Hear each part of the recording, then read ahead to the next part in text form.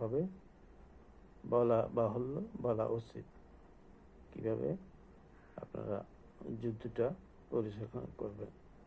কারণ অনেক উপদেষ্টা এর কথার বাণী শুনে গেছেন।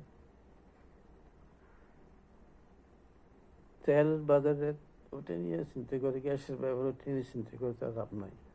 ওটা নিয়ে যদি আগে চিন্তা করতেন, এই যুদ্ধটা আগে বন্ধ করতে পারতেন। তৃতীয় ভয় যে বৈঠক হলো, ও বৈঠকে এরা কী করছিল? এরা সময় দিয়েছিল, এরা সন্ত্রাসী কায়দে রাত্রে আঁধারে সন্ত্রাসী একটা যুদ্ধ, এক পর্যায়ে 30টা বোমা ফেলছিল যে জায়গাটায়। ওই জায়গাটা আসলে পাউডার করে ফেলছে, কিছু নাই। এখন আপনার সাহস, সহ্য শক্তি, ধৈর্য হারাবেন না।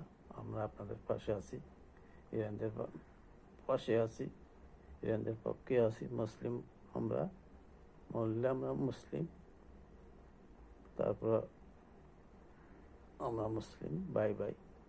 কারণ যারা মুসলিম বেমানি করছে তারা হিদির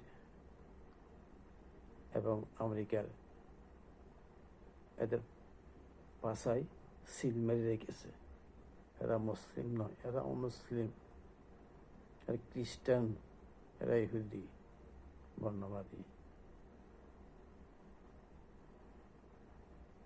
তো আজকের ভাবে এটুকু বললাম, পরবর্তী বিশ্লেষণে আরো উন্নত ব্যবস্থায় বিশেষ ধরনের পরিস্থিতি দেখে, লাইভ দেখে আমি কথা বলবো বা আপনাদের সাহস বা সহযোগিতা প্রদান করতে পারবো।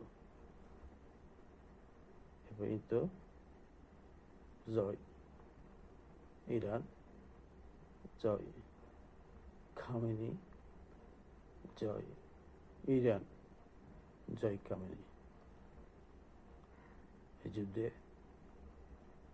জয়ী হোক আল্লাহর পক্ষে, আমি চাই। আল্লাহ উনসাক। ধন্যবাদ ইরান।